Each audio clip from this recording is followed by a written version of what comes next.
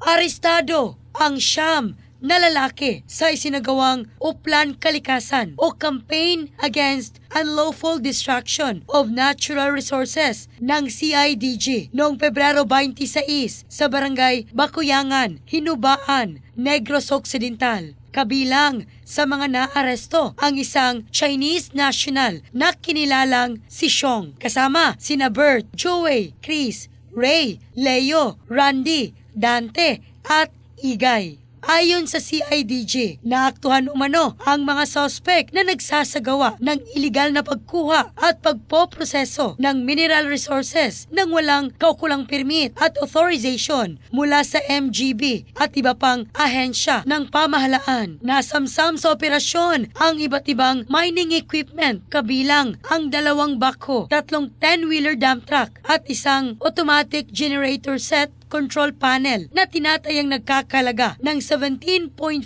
milyon pesos. Maharap ang mga suspect sa kasong paglabag sa Philippine Mining Act of 1995 kaugnay ng Section 3C ng RA number 7076. Nilinaw naman ni Hinubaan Mayor Daf na matapos matanggap ang impormasyon at reklamo noong nakaraang linggo, agad siyang nakipag-ugnayan sa PNP at Provincial Environment Management Office upang matiyak na naaayon sa batas at due process ang operasyon. Aniya, mahigpit siyang tutol sa illegal mining at pananagutan niyang pangalagaan ang kanilang bayan. In the heart of changing lives, ako si Michelle Craste ng Brigada News Philippines, the Music and News Authority.